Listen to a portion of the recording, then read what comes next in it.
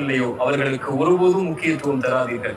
யார் உங்களுடைய வார்த்தைகளுக்கு செவிமடுக்கவில்லையோ அவர்களிடத்திலே ஒருபோதும் உங்களுடைய வார்த்தைகளின் நேரத்தை கொடுக்காதீர்கள். உங்களை விட்டு யார் பிரிந்தார்களோ அவர்களுக்காக ஒருபோதும் அழாதீர்கள். இதயம் உங்களுக்காகத்தான் துடிக்கிறது, பார்வை உங்களுக்காகத்தான் விழிக்கிறது. உங்களையும் உங்களுடைய இறைவனையும் மட்டும் சார்ந்து வாழுங்கள்.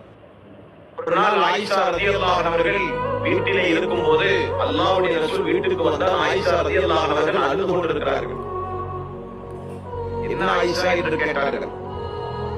யார் சொல்லலாம், இப்பொழுதுதான் ஒரு பெண்மணி வந்து விட்டு சென்றால் அந்த பெண்மணி நடந்து கொண்ட அந்த முறையை பார்த்து என்னால் தாங்க முடியவில்லை, ஆகவே அழுகிறேன் என்றார்கள் ஆயிஷா ரலியல்லாஹு அன்ஹா. என்ன நடந்தது என்று அல்லாஹ்வுடைய ரசூல் கேட்டார்கள்.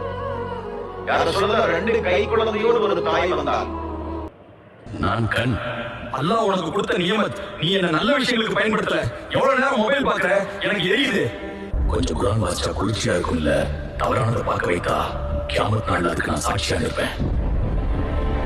நான் காது எப்பவும் ப்ளூடூத் மாட்டிட்டு என்னை ஏன்பா அலற விடுற? தினமும் 2 குரான் சூறாக்களை கேட்க வைக்கலாமே.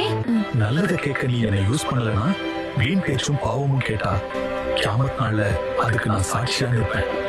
நீ கோபப்படுறப்ப என்ன கட்டுப்படுத்து, இல்லன்னா ஒரு வார்த்தை 1000 காயம் உண்டாக்கும். நான் அஸ்தக்பிருல்லாஹ் சொன்னா உன் பாவம் கழுவப்படும். நான் அஸ்ஸலாமு அலைக்கும் சொன்னா உனக்கு நன்மை வந்து சேரும்.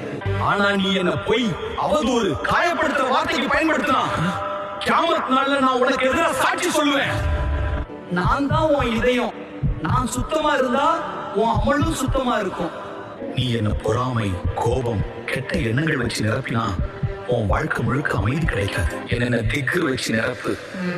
ولا تقف ما ليس لك به علم إن السمع والبصر والفؤاد كل أولئك كان عنه مسؤولا.